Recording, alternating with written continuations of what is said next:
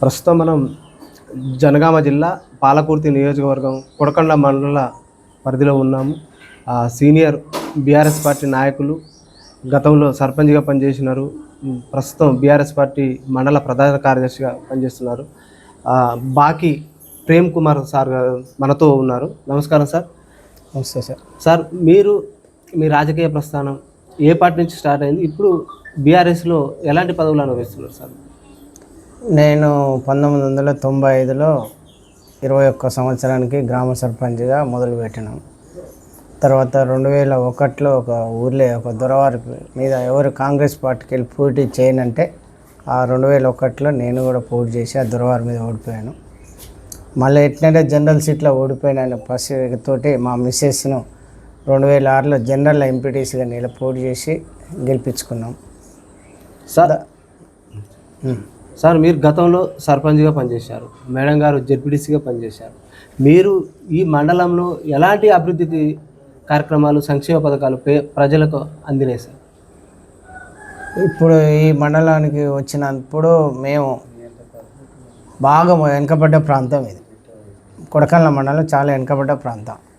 ఈ మండలంలో ఒకప్పుడు టీ ఛాయ్ కూడా దొరకని వేరు, రోడ్లు వ్యవస్థ కానీ సరే 99% ఇప్పుడు బాగా మంచిగా డెవలప్ అయిందంటే మొన్న దయాకర్ ఆధ్వర్యంలో అయింది.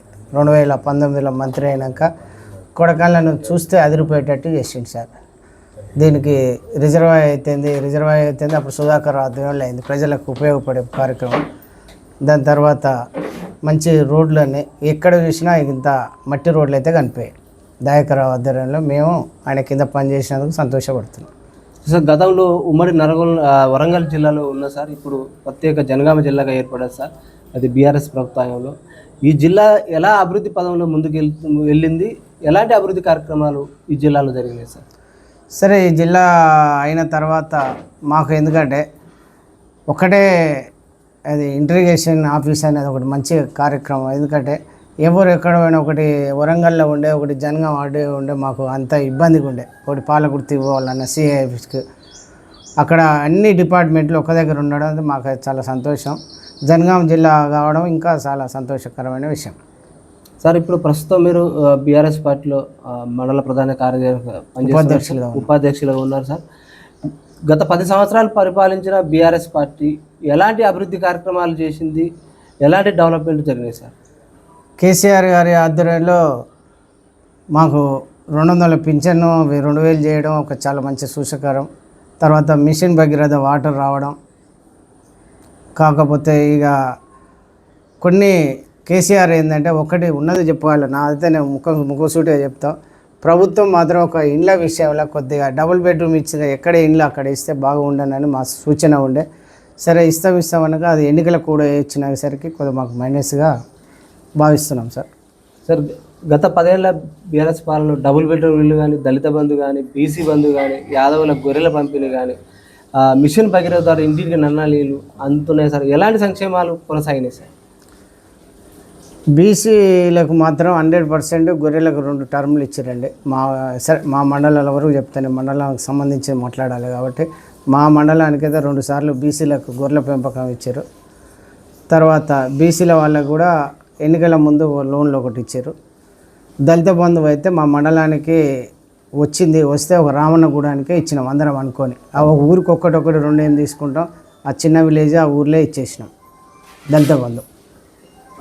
సార్, ఇటీవల కాలంలో సెంట్రల్ యూనివర్సిటీలో విద్యార్థులు ఆందోళన చేస్తున్నారు సార్. అక్కడ 400 ఎకరాల భూమి అది ప్రైవేటు వ్యక్తులకు కట్టబెడుతున్నారు, 10,000 కోట్ల ఆర్థిక లావాదేవీలు జరిగినాయి అంటున్నారు సార్. దాని మీద వర్కింగ్ ప్రెసిడెంట్ కేటీఆర్ గారు ఆరోపణ చేసింది సార్. ఇది ఎంతవరకు వాస్తవం?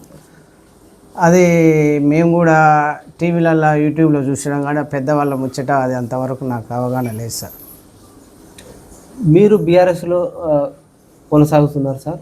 ఇప్పుడు రేపు జరగబోయే రజతోత్సవ 27న జరగబోయే కార్యక్రమం దేని ఉద్దేశం గురించి పెట్టారు?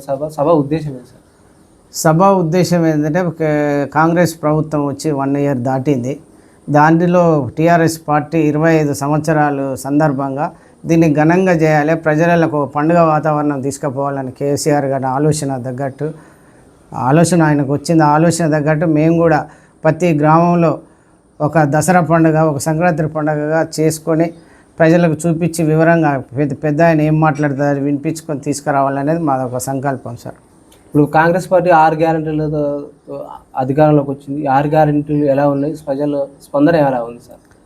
ఇప్పుడు 1.5 ఇయర్ అయింది సార్. 1.5 ఇయర్లో కూడా ఇప్పటికి దగ్గర 15 నెలలుగా వస్తుంది కాంగ్రెస్ ప్రభుత్వం. ఇప్పటివరకు 6 గ్యారెంటీలలో ఒక్కటి కూడా నాకైతే ఒక బస్సు తప్ప మిగతాది ఏది కూడా స్పందన లేదు సార్ 6 గ్యారెంటీలలో. ఇప్పుడు ఇటు 2 లక్షల రుణమాఫీ చేసినామంటున్నారు సార్. 500 రూపాయలు సన్నోట్లకు బోనస్ ప్రకటించారు. 2 లక్షల రుణమాఫీ ఎంతవరకు జరిగింది? 500 బోనస్ రైతులకు అందుతున్నాయా సార్? 200 రుణమాఫీ మాత్రం ఇంకా మా ఊర్లో ఇంకా 20-25% మిగిలే ఉంది సార్. రుణమాఫీ మాత్రం జరగలేదు సార్. సార్ ఇటీవల అకాల వర్షాల వల్ల రైతులు ఎంతోమంది 6 గారాలు కష్టించి పనిచేసిన ధాన్యం కళ్ళాలు తీసుకుని వాన వచ్చి కొట్టుకపోతుంది సార్. దానివల్ల ఐకేపీ సెంటర్లో కూడా సరైన నిర్వహణ లేదంటున్నారు. అక్కడ మిల్లులు కూడా సరైన టైంలో దిగుమతి చేసుకున్నట్టు కొరత ఏర్పడి సౌకర్యాలు కూడా ఆరకొరగా ఉన్నాయంటారు సార్. మీరు మీ పార్టీ పక్షాన ఏం చెప్పదలుచుకున్నారు సార్ రైతులు? మా పార్టీ తరఫున రైతులకు ఏంటంటే మా ఊర్లే రైతు కళ్ళాలకు ఇప్పటివరకు కూడా జాగా లేకుంటే మా ఊర్లో ఒక పెద్ద ఆయన దొరవాయన వీరారెడ్డి అమరేందర్ రెడ్డికి ఇక్కడ జాగా ఇప్పించాను. ఇంతకుముందు కూడా మా రైతులు కొడకండ్లకు ఒడ్లు తీసుకుపోయి కనీసం 10-15 రోజుల దాకా కాంటా పెట్టే పరిస్థితి లేకుండే సార్. ఇప్పటి కూడా ఇక్కడ కాంటా పెడతలేరు ఈ రోజు వరకు కూడా. ఇప్పటికి 1 వారం రోజులు అయింది. రైతులు ఈ గాలి దుమారం వానలు వస్తే వాళ్ళు భయంగా బతుకుతారు సార్. సార్ ఇటీవల ముఖ్యమంత్రి గారు సన్నబియ్య కార్యక్రమం చేపట్టింది సార్ పేదలకు. ఆ బియ్య పంపిణీ ప్రజల స్పందన ఎలా ఉంది? సన్నబియ్య కార్యక్రమం మీరు అప్పుడు ఎందుకు చేయలేకపోయారు సార్? సన్న బియ్యం అనేది అంటే మొన్న ఇప్పుడు బియ్యం పథకం ఓపెన్ అయింది కానీ సార్ 100% నేను మొన్న మా బియ్యం కొని వెళ్ళినాం సార్. వెళ్తారికే వచ్చిన బియ్యం అయిపోయినాయి, మళ్ళీ వచ్చినప్పుడు చెప్తామన్నారు సార్. బియ్యం అయితే అందరికీ తృప్తిగా రాలే మేము చూసిన కాడికైతే. అధికార పక్షం ఆరోపణ ఏంటంటే గత 10 ఏళ్ళు పరిపాలించిన బీఆర్ఎస్ పార్టీ ఒక్క రేషన్ కార్డు పేదలకు నిరుపేదలకు అందియలేదు. మేము రేషన్ కార్డులు ఇస్తున్నాం, ఇందిరమ్మ ఇండ్లు ఇస్తున్నాం, ఇప్పుడు సన్న బియ్యం కార్యక్రమం చేపట్టిన పేదలకు కడుపు నిండా అన్నం పెడుతున్నాం అంటున్నారు సార్. సరే రేషన్ కార్డులు ఎంత ఇవ్వలేదనేది అవాస్తవం సార్. రేషన్ కార్డులు ఎట్లా ఇచ్చారంటే వాళ్ళు ఆన్లైన్లో మీ సేవ పోయి అప్లై చేసుకొని సరే వాళ్ళు చేసుకున్న వాళ్ళు నేను ఇప్పించిన, నేను జెడ్పీటీసీ హోదాలో ఒక నాయకుడిగా నేను కూడా మీ సేవ పోయి అప్లై చేసి మేము ఒక 10 మందికి రేషన్ కార్డులు ఇప్పించినాం. కానీ అది అందరికీ తెలియలేదు సార్, తెలిసేటట్టు చేయలేదు ప్రభుత్వం. మామూలుగా ఇప్పుడు ఏముందంటే రేషన్ కార్డు ఇస్తున్నాం దరఖాస్తు పెట్టుకోమని అందరికీ ప్రజలలో అవగాహన కల్పించారు. అది మేము చేయలేకపోయినాం. ఏమున్నా ఆఫీసర్ల మీద పెట్టి మీ సేవలు అప్లై చేస్తే అసలు 10 కార్డులు ఇచ్చినాం. ఇవ్వలేదు అనేది మాత్రం అవాస్తవం. ఇచ్చిర్రు కానీ దాన్ని ఇంప్లిమెంట్ ఆ విధంగా చేయలేదు సార్. సార్ గత ఎన్నికల్లో మీ ఎమ్మెల్యే గారు ఓడిపోవడానికి కారణం ఏంది? మీరు ఇన్ని సంక్షేమ కార్యక్రమాలు కొనసాగించడం అధికారంలోకి ఎందుకు రాలేకపోయారు సార్? సరే మా కాన్స్టిట్యూన్సీ విషయానికి వస్తే మాత్రం సార్ దయాకర్ రావు తెలంగాణ స్టేట్లో ఎంత ఉంటుంది బడ్జెట్ కానీ ఆ బడ్జెట్లో ఒక 10-15% బడ్జెట్ కన్నా ఎక్కువనే 20% తెచ్చి ఒక్క కాన్స్టిట్యూన్సీ 120 గ్రామాలు ఉన్నాయి, 150 తండాలు ఉన్నాయి మా కాన్స్టిట్యూన్సీకి. ఒక్క ఏ మండలానికైనా ఏ తండకన్నా పోదాం సార్ ఇంత మట్టి రోడ్ అయితే ఉండదు. కానీ ఆయన ఓడిపోవడం కారణం అంటే ఒకటి ఉన్నది సార్. ఇక్కడ ఎప్పటికీ దయాకర్ రావేనా అని ఒక అవగాహన అయితే కల్పించారు సార్ ప్రతిపక్ష వాళ్ళు. కల్పించి ఇక్కడ రెడ్డి సామాజిక వర్గం ఎప్పుడు గెలవలే. ఎప్పుడున్నా ఇక్కడ ఎల్మా వాళ్ళదే నడిచింది ఆధిపత్యం. కాన్స్టిట్యూన్సీ పుట్టిన కాన్సి కూడా ఎల్మా వాళ్ళే. ఒక మసూర్ రెడ్డి మాత్రం మధ్యలో ఒక 2 సంవత్సరాలు చేసిండట 72లో. నేను అప్పుడు చిన్నపిల్లగాన్ని 72 to 74 వరకు చేసినాక విన్నా కుందూరు మసూర్ రెడ్డి గారు. ఈ ఎల్మా వాళ్ళదేనా అని ఆమె ఝాన్సీ మేడం ఒక ఆమె వచ్చి వాళ్ళు రాజేందర్ రెడ్డి వచ్చి దయాకర్ రావు గారిని ఓడిపోవడం కానీ ప్రధాన కారణం రెడ్డిది ఒకటి, తర్వాత ఎల్మా క్యాస్ట్ ఒకటి సార్. సార్ ఈ నియోజకవర్గంలో ఎమ్మెల్యే గారి ఆధ్వర్యంలో ఎలా అభివృద్ధి జరుగుతుంది? మంత్రి గారి ఎలాంటి డెవలప్మెంట్ కార్యక్రమాలు ముందుకు సాగుతున్నాయి సార్? ఇప్పటికి 15 నెలలు అయింది సార్ ఎమ్మెల్యే ప్రభుత్వం వచ్చి ఒక్కటి కూడా డెవలప్మెంట్ కార్యక్రమం ఇప్పటివరకు చేయలేదు సార్. నేను ఈ మండలంలో అయితే చేయలేదు. ఏమున్నా మా ఈజేసి దయాకర్ రావు గారు అప్పుడు పెట్టిన నిధులు 100 కోట్లు ఉండే బ్యాలెన్స్. ఆ బ్యాలెన్స్ నిధులే ఇప్పుడు వాళ్ళ ప్రభుత్వం వచ్చింది కాబట్టి వాళ్ళే కార్యకర్తలకు ఇచ్చి కొబ్బరికాయ కొడుతారు. కానీ ప్రభుత్వంకి వెళ్ళి ఒక ఆర్డర్ కూడా వచ్చి ప్రొసీడింగ్ కాపీ వచ్చి చేయలేదు కొత్తదైతే నాకున్న అవగాహన ప్రకారం. ఇటీవల కాలంలో కాంగ్రెస్ పార్టీ ఎస్సీ వర్గీకరణ బిల్లు పాస్ చేసి ఆమోదం పొందింది. ఇప్పుడు రేపు జరగబోయే ఆ, ఆ, ఉద్యోగాలలో కూడా వాళ్ళకు వర్గీకరణ ఫలాలు అందబోతున్నాయి సార్. అలాగే బీసీలకు 42% అసెంబ్లీలో ప్రవేశపెట్టారు, అది కేంద్రం చేయాలంటున్నారు సార్. ఈ బీసీల పట్ల ఎస్సీల పట్ల మీ కాంగ్రెస్ పార్టీకి అది పేటెడ్ దక్కుతుంది అంటారు సార్. మేమే ముందుండి వాళ్ళ వర్గాలకు మేము ఫలాలు అందించబోతున్నాం సార్. దీనిపై మీరు బీఆర్ఎస్ పార్టీ నాయకులు, సీనియర్ నాయకులు ఏం స్పందన చేస్తారు సార్? ఎస్సీ వర్గీకరణ మేము కేసీఆర్ ఉన్నప్పుడే అది అసెంబ్లీలో తీర్మానం చేసి పంపడం జరిగింది. సరే అది మాత్రం 100% మేము మా కేసీఆర్కే దక్కుతుంది. తర్వాత ఈ ఎస్వీకరణ మాత్రం 100% కేసీఆర్ కూడా అసెంబ్లీలో తీర్మానం చేయడం జరిగింది. తర్వాత బీసీలకు అంతా 42% ఇస్తారన్నారుగా, అది కూడా సంతోషకరమైన విషయం సార్. అమలు చేయాలి, చెప్పడం కాదు, అమలు అయినాక మేము కూడా హర్షిస్తాం సార్. మంచి పని ఎవరు చేసినా దాన్ని స్వాగతిస్తాం సార్. ఇటీవల అంటే ఈ సంవత్సరంన్నర పైచీలకు అవుతుంది, గ్రామ స్థానిక సంస్థల ఎలక్షన్ ముగిసిపోయి స్పెషల్ ఆఫీసర్ల పాలన నడుస్తుంది సార్. ఈ స్పెషల్ ఆఫీసర్ ఎవరో మా ప్రజలు మాకు తెలుస్తలేదు అంటున్నారు. అభివృద్ధి కుంటుపడిపోయింది, గ్రామాలకు రావాల్సిన నిధులు కేంద్రం నుంచి వచ్చేవి కూడా ఆగిపోయినాయి అంటున్నారు సార్. ప్రజలకు అందుబాటులో ఉంటున్నారు సార్. ఎక్కడ జాప్యం జరిగింది, ఎందుకు ఎలక్షన్లు పోలేకపోతున్నారు? ఇప్పుడు రేవంత్ రెడ్డి ప్రభుత్వం వచ్చిన తర్వాత ఆయన ఇప్పుడు 15 నెలలు అవుతుంది స్థానిక సంస్థలు ఎన్నికలు పోతానికి ధైర్యం చేయలేని ముఖ్యమంత్రి ఇతను. ఎందుకంటే స్థానిక సెంటర్ నుంచి వాళ్ళు ఎలక్షన్లు పెట్టమని ఎంత ఒత్తిడి చేసినా ఈయనకు ధైర్యం చాలతలేదంటే రేపు ఓడిపోతే నా ముఖ్యమంత్రి పదవి పోతుందో, స్థానిక సంస్థలు జెడ్పీటీసీ మండలాలు రాకపోతాయని ఆయన భయం ఉంది సార్. అది ఇప్పటి కూడా ఆయన ఇంకా డిక్లేర్ మొన్న అవుతున్నట్టే చేసిండు, ఈ రోజు వరకు కాలే. అది 99% ఇప్పుడంతా ఆయన పెట్టాడు సార్, నాకున్న అవగాహన ప్రకారం. అలాగే సార్, గ్రామాలలో అంటే త్వరలో స్థానిక సంస్థల ఎలక్షన్ రాబోతున్నాయి సార్. ఎలక్షన్ అంటే మద్యం డబ్బు ఏర్లై పారుతుంది. ఈ రాజకీయ పార్టీలు ప్రజలు ప్రలోభాలకు గురి చేస్తున్నారు, దానివల్ల గ్రామాల అభివృద్ధి కుంటుపడిపోతున్నాయి. దాంతోపాటు ప్రజలు బానిసలైపోయే పరిస్థితి ఉంది మద్యానికి.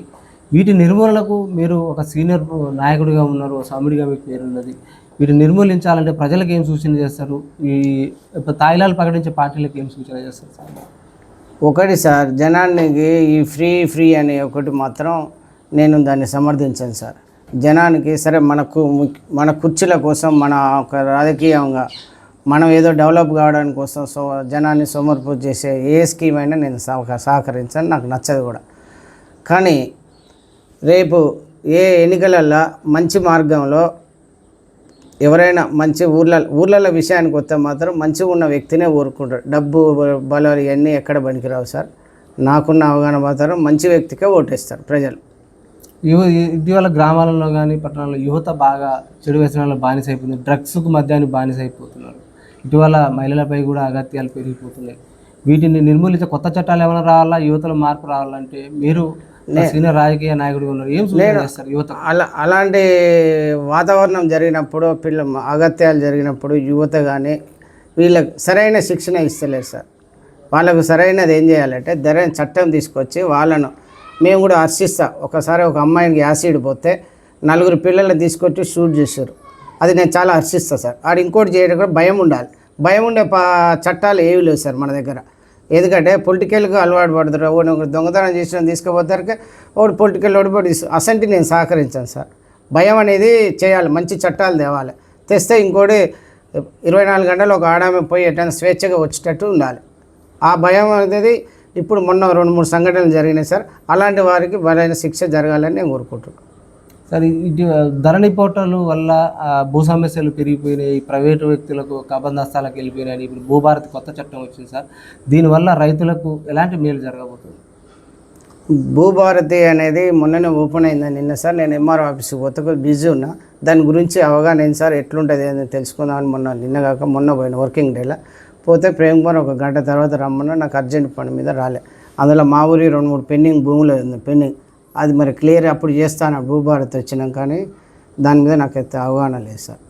మీరు గతంలో బీఆర్ఎస్ పార్టీ రద్దు చేసిన వీఆర్ వ్యవస్థని ఇప్పుడు కాంగ్రెస్ పార్టీ వీఆర్ వ్యవస్థ తీసుకురాబోతుంది సార్, దీనిపై మీ స్పందన ఏంటి సార్? వీఆర్ఓని ఉంటేనే మంచిది సార్. ఎందుకంటే వాళ్ళు లేకపోతే చిన్న వాళ్ళకు రైతులు ఏ భూమి ఎక్కడుంది, ఏ సర్వే నెంబర్ ఎక్కడుంది తెలియదు.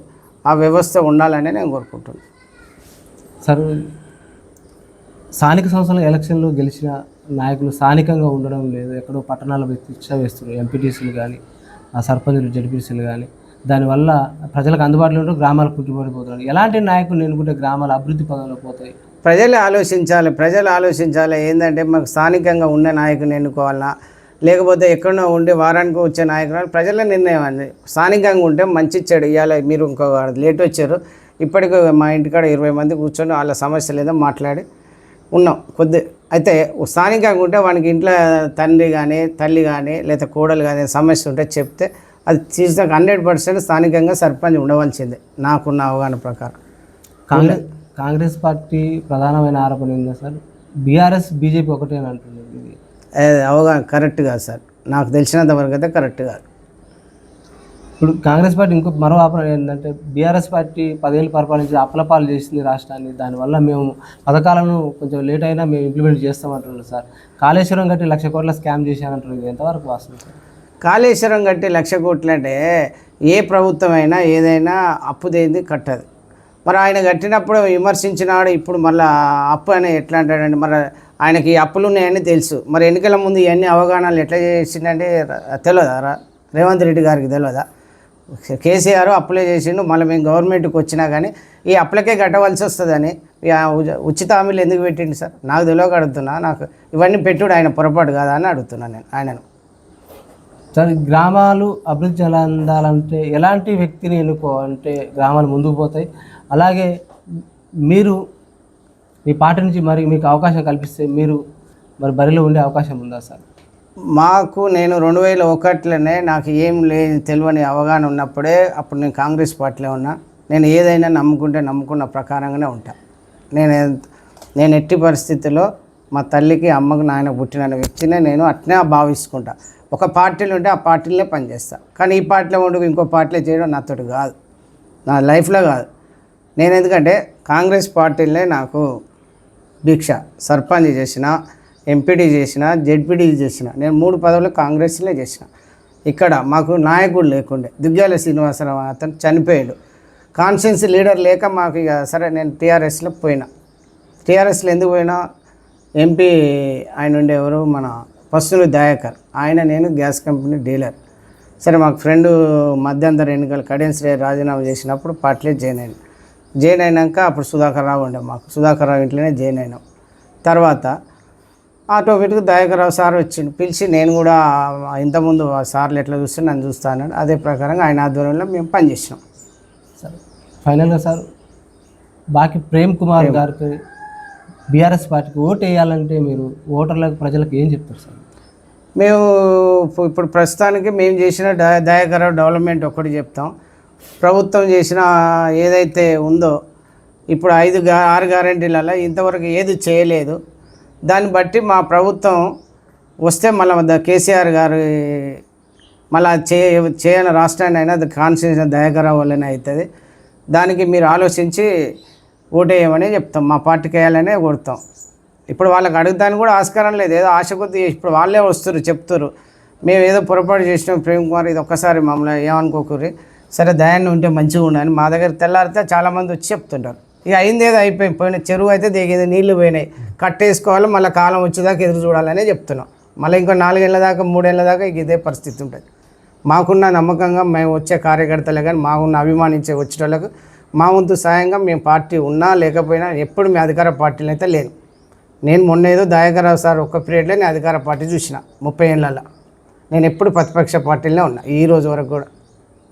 మీ మండలంలో మీరు మీ పార్టీ ఎన్ని సీట్లు కైవసం చేసుకోవచ్చు? ఇప్పుడు మా మండలంలో మొన్న మా సార్ చెప్పిన ప్రకారంగా 100% మా మండలానికి ఎంపీపీ కానీ జెడ్పీటీసీ కానీ ఛాయశక్తిలో మాకు వచ్చే అవకాశం ఉంది. ఇప్పుడు కాంగ్రెస్ చేసిన ప్రభుత్వం పథకాలు చేయబట్టి, వాళ్ళు చేసే పరిపాలన చేయబట్టి మేమైతే 100% మా మెజార్టీ సీట్లే వస్తాయి మాకు. Okay sir, thank you sir. చూస్తూనే ఉండండి మీ తెలుగు టీవీ. వస్తే సార్.